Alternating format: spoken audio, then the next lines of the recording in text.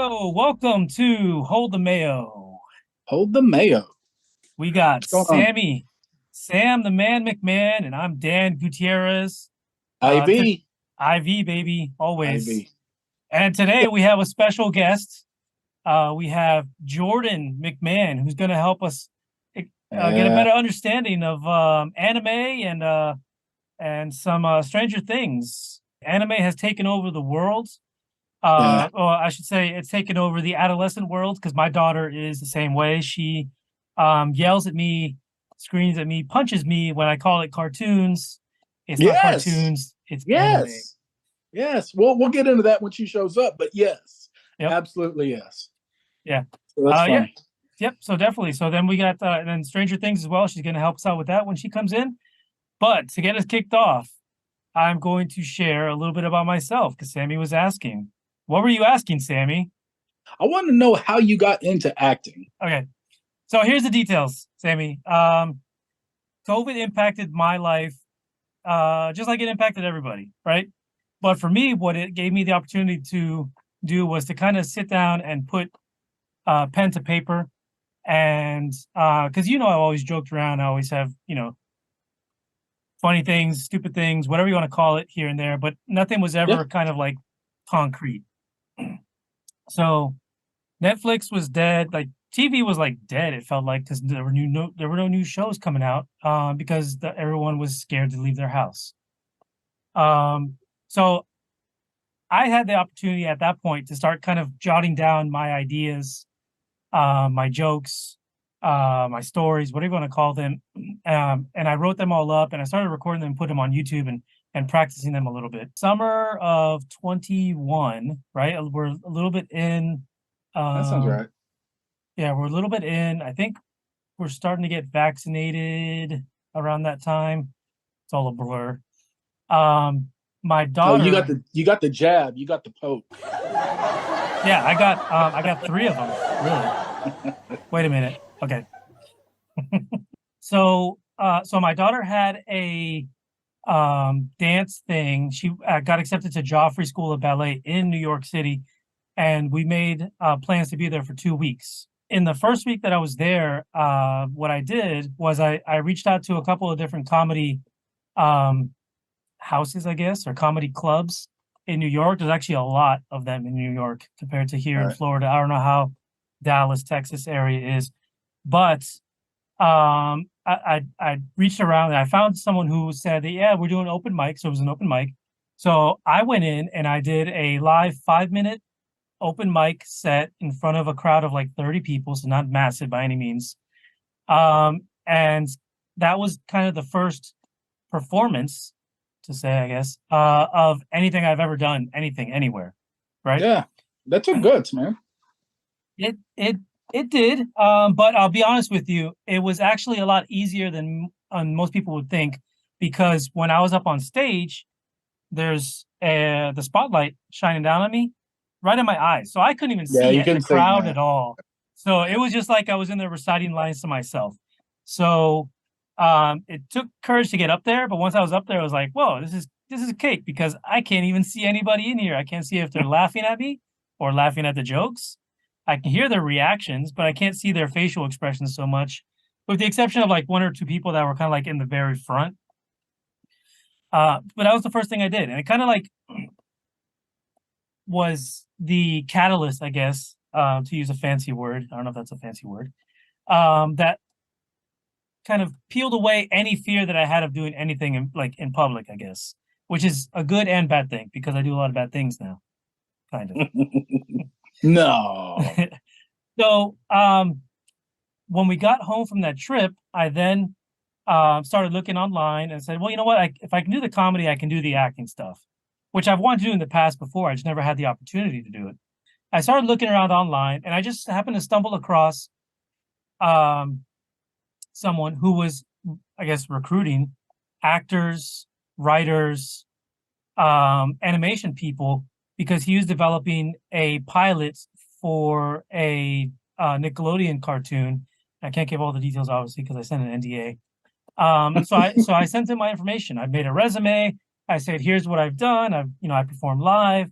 I did these old videos at my old job, right? I didn't really have like any actual experience on my acting resume Right. that would qualify me for anything. But he gave me a call, and then I auditioned with him, and he brought me in, and he cast me as the lead role, not the lead role, the lead villain's role for this series.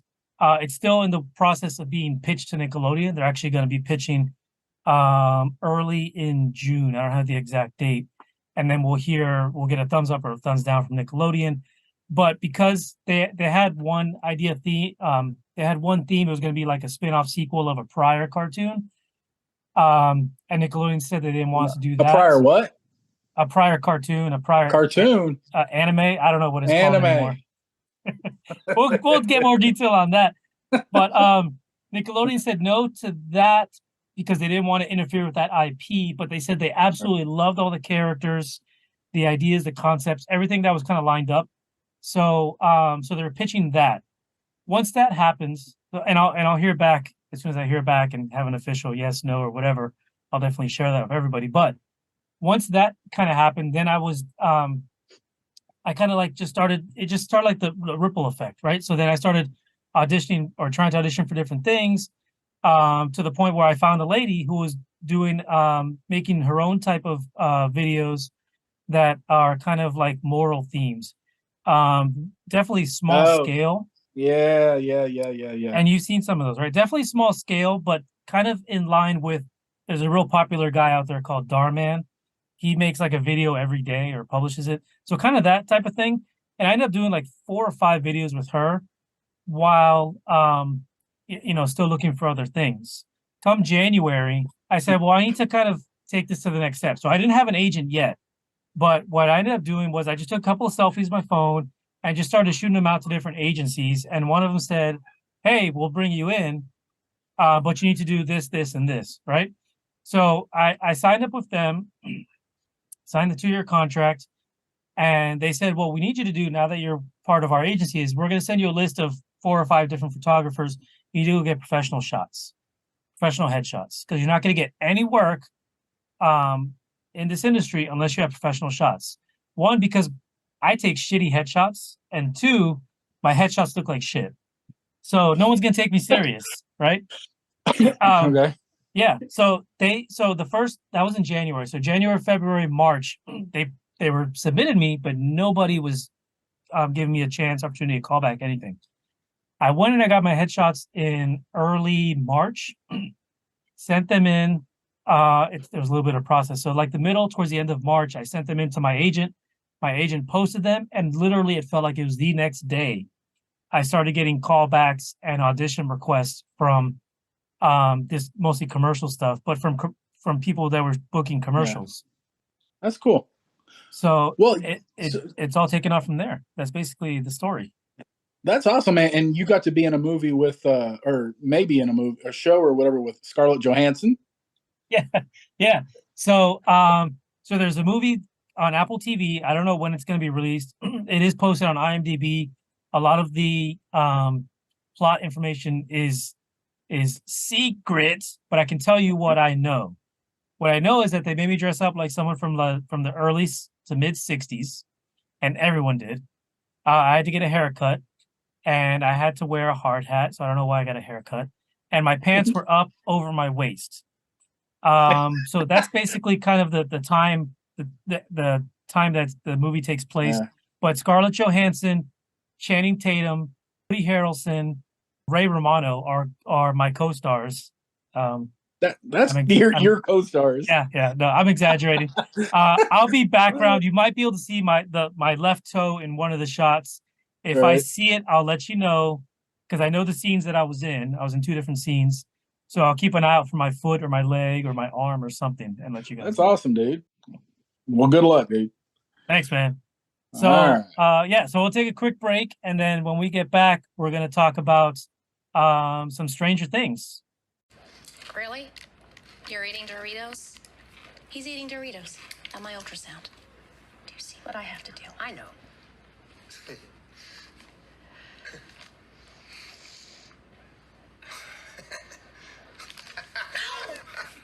Give me that.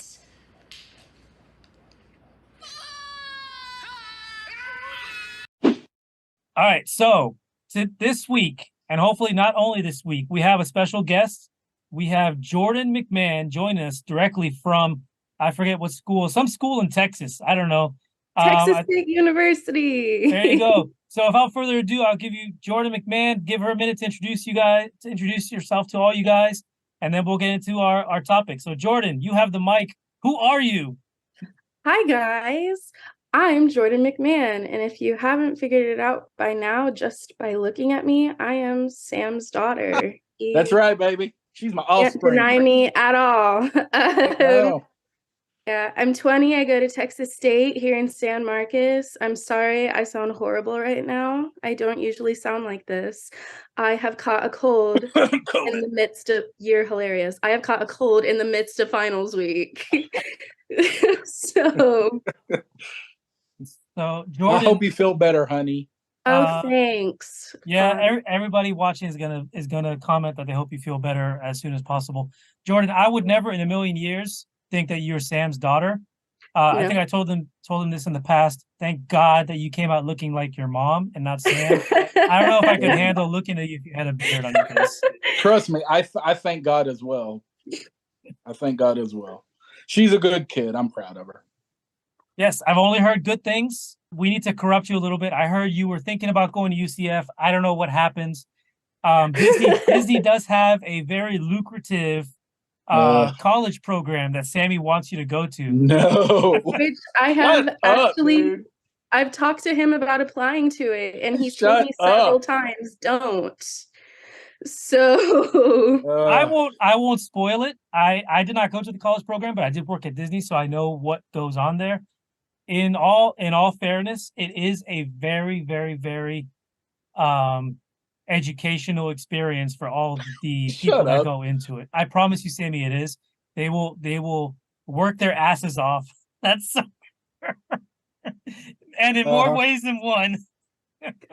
Yeah. I've actually had friends who do the college experience, and I see on like their social media that they're just having the time of their life. Oh, I'm sure they are. 2 p.m. on a Wednesday, and they're riding like Big Thunder Mountain. Like, I want to do that. The college program is strange, but what we want to talk about, Jordyn, you're the expert, is what I hear. We want to hear a little bit about Stranger Things.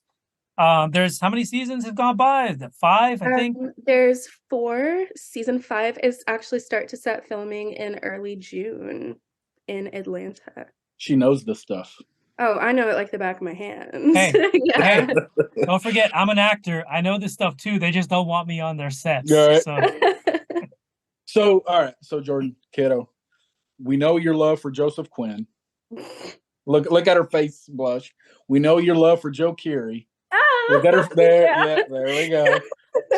So, tell us some fan theories about what's going to happen in season 5, and then what you think is actually going to happen in season 5. So a very popular fan theory, it's important context, is that in season 4, a new character named Eddie Munson was introduced. He's kind of like a freak. He runs the Hellfire Club, which is the D&D club at Hawkins High School. And he was sort of dragged into like the big boss battle, essentially, of the entire show with Vecna, who actually runs the entire Upside Down. Coolest scene in the show, by the way. Yes, he ends up playing Metallica in the Upside Down to fend off things. You can Google that. One of my favorite scenes in the entire show. But he actually, unfortunately, ends up dying in the last episode. I think it was very easy to see it coming, but it still hurt all the same. But a popular fan theory is that he will actually be resurrected as a character named Cass from the D&D universe. Jordyn, I'm gonna stop you real quick. Only because what was his name again? I'm a horrible remembering characters' names. Eddie. Eddie Munson. I love the character. When he died, my wife's eyes got watery. I'll tell you that. How about you? Did you go the same way?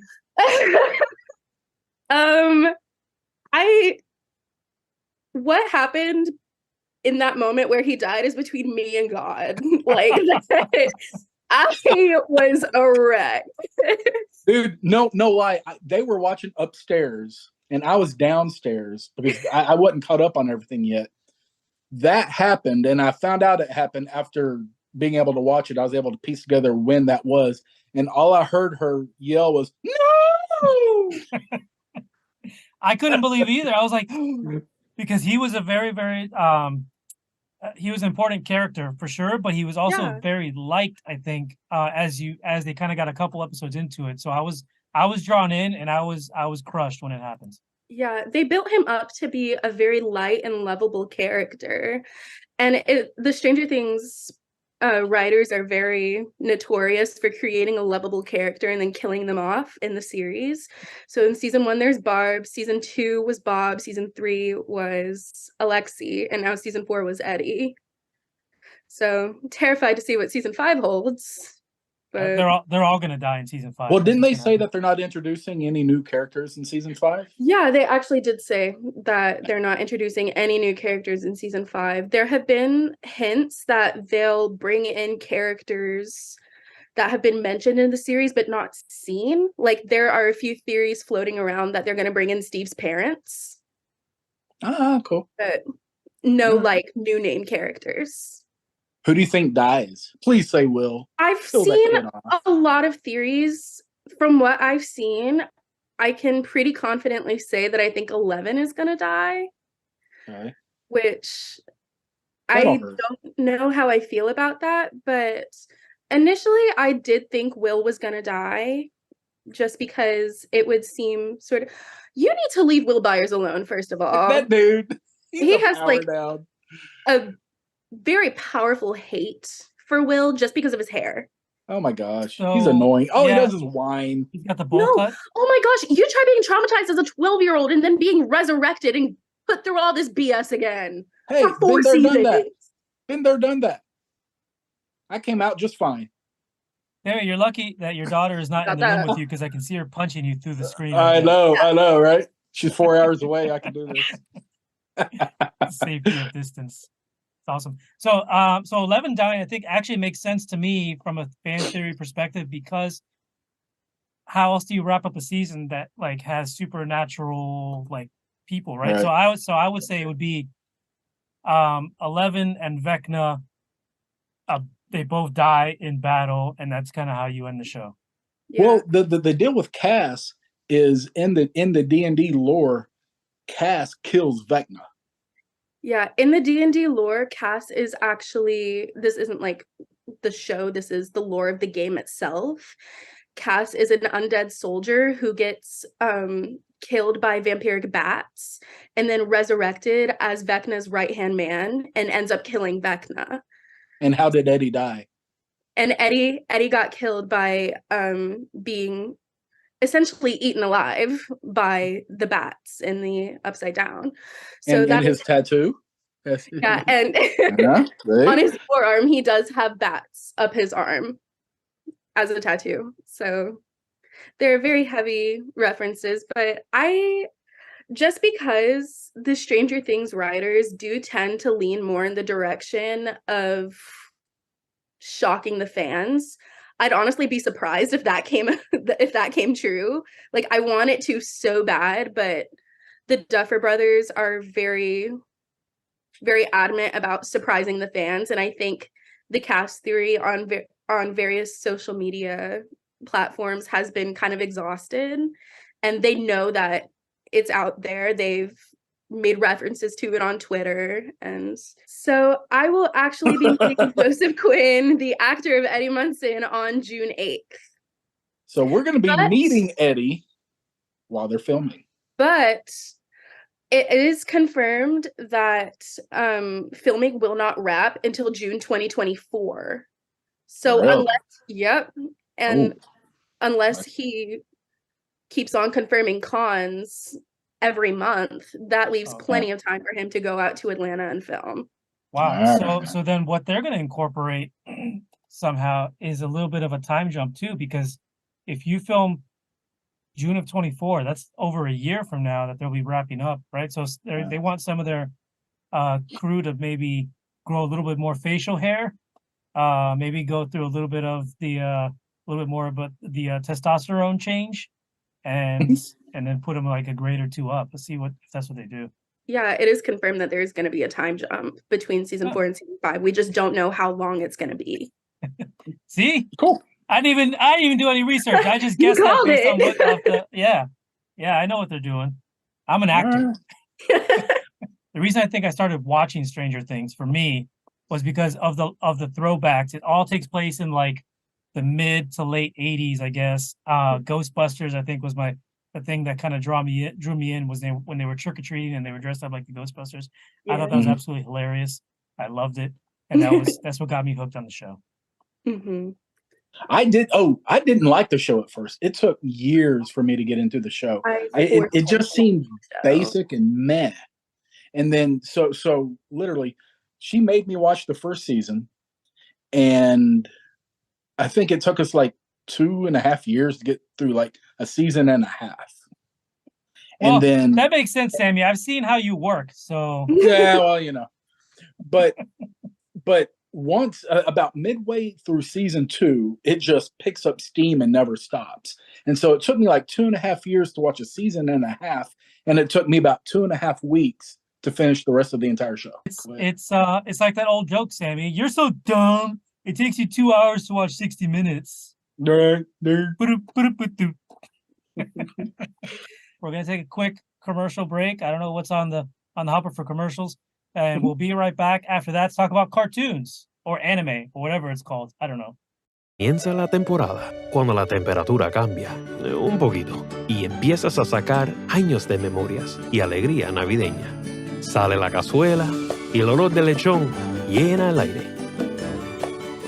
En Pollo Tropical, tus tradiciones también son las nuestras, como las masitas de puerco. Te traemos esa comida casera de tu cocina a la nuestra. Deja que nuestra familia cocine para tu familia en Pollo Tropical. We're back, and Jordyn is our residential cartoon fan in the house. Ooh. Try again. Yeah. So no, anime exploding mainstream. And as a kid, I watched Star Blazers. I watched Voltron, loved them. And I didn't know necessarily what anime was. I just knew that they were a different type of cartoon than what, was on Saturday mornings or whatever. But so Jordyn and I go to Comic-Cons and stuff like that. And I mean, thousands and thousands of people there. And at least half of them are dressed up all in anime gear. And if you remove the anime out of the Comic-Cons, there probably wouldn't be much of one. That is that big. Anime has blown up to like $22.8 billion industry in the United States, projecting to like $40 billion by 2030. And it's millennials and actually men who are driving it. So I want to hear from a anime fan, because I don't really I make fun of her a little bit just to rib her because I'm her dad. But talk to us about anime. Talk to us about how big it is. Talk to us why you like it. Oh my gosh. I got into anime when I think I was about 13 years old, which feel old because now I'm 20. So I've been watching anime for 7 years. Was that the skating one? Ice skating one? No. No. Okay. That was my second anime. Okay. I need names. I need names because my daughter has watched a bunch of them, and they have Yuri on Ice. Yeah, Dad is talking about Yuri on Ice. My first anime was actually Ouran High School Host Club. It was an old one. I think it was it was animated in late 90s, early 2000s. Jordyn, I'm gonna have to cut you off. You got strike one. There are no dads in this room. There's Dan and Sammy and you. There are no dads here. Continue. You got a strike, but continue. Sorry. Sammy's teasing me about Yuri on Ice. Yeah, and as time goes on, I think a common misconception is that anime is only for kids. That's sort of a very big theme that I've dealt with people who refuse to watch it because it is Japanese cartoons, but anime is the genre. It is certainly not for kids. My all-time favorite is Attack on Titan, and that is probably one of the, if not the best piece of modern fiction I have ever read or watched. Giant naked babies.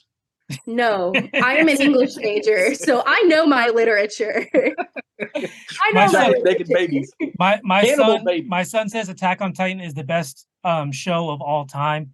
I It still is. tell him it's Breaking Bad. The only reason Attack on Titan has such a high rating is because the only people who are voting for it are the people who watch Attack on Titan. I'm not taking anything away from the show. I wouldn't say it's better than Breaking Bad.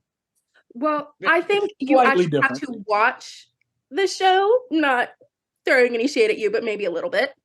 I think you actually have to watch it because as you watch it, you get more and more confused, but as soon as something is resolved, everything in the past makes sense. And especially in season 4. Wait, are we in season 4? Yeah, season 4.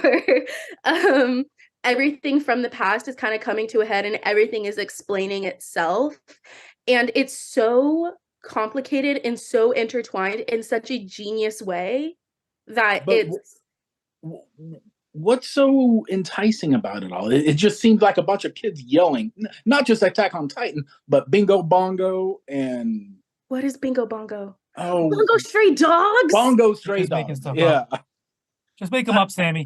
Hunter, I know there's a That's bunch. my There's second. Hunter Cross Hunter. There's the one when they haiku. I've like actually watched all of those. Yes, so has my daughter because they put them on like Hulu or something, and she just spent hours, not hours, excuse me, days and days and months and months and months, and it feels like a year. And she watched the volleyball one, the basketball one, the whatever one, the Hunter Cross Hunter. Yeah, and just Hunter Hunter. You don't pronounce the X. Oh, I said Hunter Cross Hunter because I was educated that it's Hunter. I give myself a strike. Okay. Yeah. I give you a cross. I don't know. It seems, I don't even know how to explain how enticing it is. It's something about, honestly, the way the characters act and the way the characters move. It's one thing for me is it's important which perspective the story is told from, because if it's told from like an outside perspective, that's not as enticing. Like I've dropped animes because of that, but if it's told from the mind of a character, then it gives you a greater insight and sees how those characters work. It's basically reading a book but watching it, if that makes any sort of sense. So that makes total sense. That sounds just like something that I would want to do as a teen. I did watch Dragon Ball Z. I think I saw every single episode of it. I was probably in my early 20s when I watched it, however. But if I don't have to read and I can just watch a movie, that's all me. That's all me. So Jordyn, I want to take this conversation in a slightly different direction. Sammy did mention a minute ago that it's a $22 billion industry. I've seen the impact of that on my wallet, my pocketbook. My daughter's room is littered with anime figurines that cost way more. I don't think this is one, but stupid little things like this, they cost way more than what you think you'd want to pay. Like if this was an anime toy, this would be like $25, and this is like 10 cents of plastic for me. Do you have the same problem with? I don't know if for you it's not a problem. Sammy would be a problem. Yes. Do you have the same issue in your room going on? I absolutely do. You can't see it right now, but actually to the left of me, I have my nerd wall. It's filled with Funko Pops. Currently it's Stranger Things, but I do rotate them out. And it's and behind me, I do have 2 Attack on Titan ones that I just recently bought. But I have spent an ungodly amount of money getting merch. That's awesome. Sammy is nodding his head saying, "Oh yeah, she has." Oh yeah, yep. I believe it. Why don't you? Can you tilt your camera over to the side, or is there something you don't want Sammy to see? I can. My settee is like really bad. I know what it looks like. I helped set it up. Yeah, it's filled with sort of all the Funko Pops and memorabilia, and then behind me, it's flattering angle. I actually do have Miss Nika's from Attack on Titan, brand new release. Retail is $12. Spent $35 on her. I will say, when we go to Comic-Cons and stuff, the amount of stuff that is there is just outrageous. There wouldn't be a shopping pavilion without anime. but the artwork, not anything that I'd ever put, in my upstairs or in my room and stuff, but it really is fascinating. I don't really have artistic talent like that. So to see somebody be able to bring these characters who are otherwise 2D and bring them into like a different sort of scenario and bring them into a different light, it's just so fascinating to me. And I want to be able to display my love for all these things. It's pretty cool. I mean, I make fun of it. And honestly, when she was a kid, my worry was because it seemed, this isn't the nicest way to put it, but just seemed like a lot of weirdos watched it. And I didn't want her to be kind of the weirdo. But as Sammy, over time, Sammy, really? So that really was your concern? Was her watching those cartoons and becoming a weirdo, not hanging around her dad? Yeah, well, I didn't quite have my eye on the right prize, but no, I mean, it's just I didn't want her just to be that weird kid, because life is just harder that way sometimes. But the more and more I saw of her, she got into it, and some of her friends got into it, and there's a fine line in any kind of hobby that you have between enjoying it and being obsessed with it. And I in anything, I don't want obsession is bad.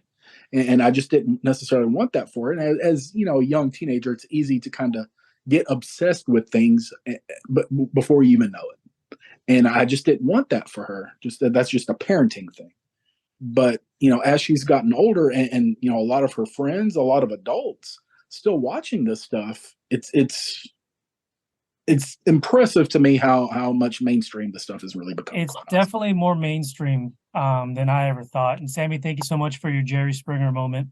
All right, so I think we talked a lot about cartoons. I mean, anime.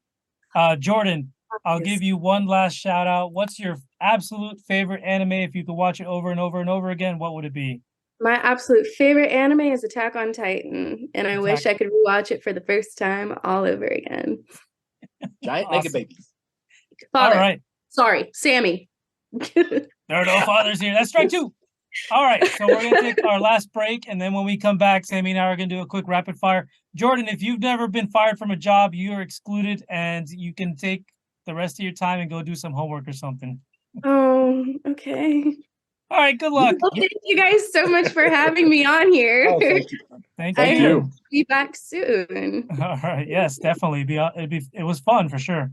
It was fun. Thank you guys so much. See ya. Love you, kiddo. Love you. Bye. Oh. When you get a restyled Honda CRV, you get more.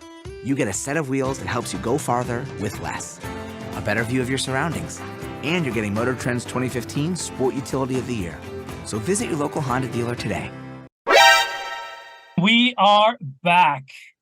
And better than ever. Thanks, Mike Greeny. So anyways, we are going to do a quick rapid fire, and we're going to talk about our best firings, or I guess worst firings from jobs that we've held in the past.